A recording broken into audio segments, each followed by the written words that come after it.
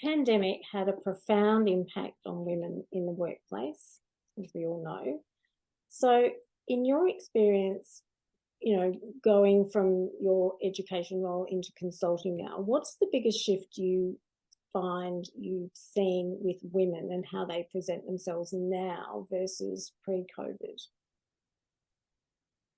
Um,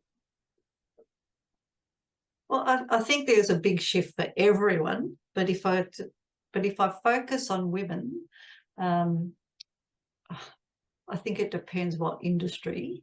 But if I generalise a little bit, I think there was more of a relaxed approach to and a greater willingness to be more overt in talking about needs and anxieties and expectations around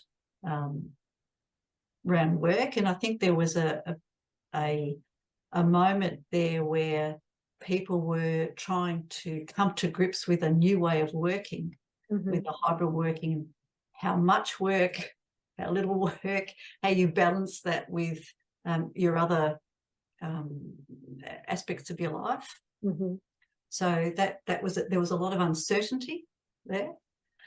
And then I think as we emerged from that and then reflected back on that, I think we've come out to wearing the tracky decks under under the desk. Under the desk. To to reclaiming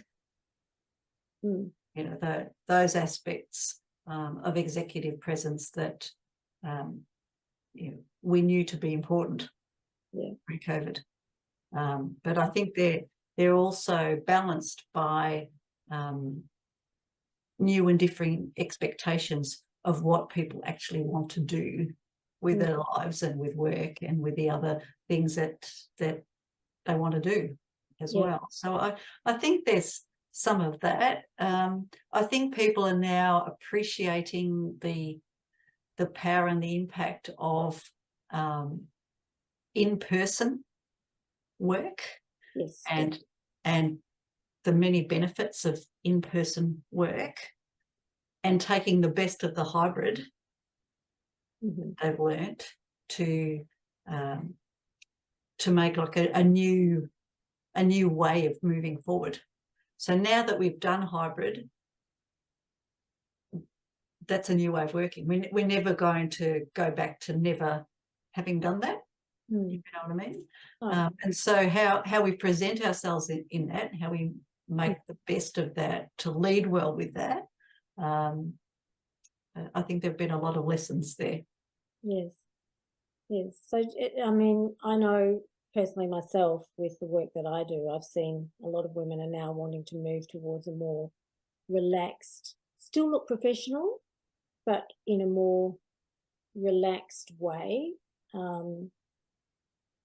So that's certainly what I'm seeing, and how that evolves over the next few years will be very interesting to see whether it sort of reverts back to that very, very polished, very, very professional, sort of structured look, or whether it does continue to go down this relaxed path. I think, when you think about all of the movement that's happening with diversity and inclusion and, gender equity, that it's going to be interesting to see what happens over the next few years. Well, I think it's expanded the range of interest in professional dress.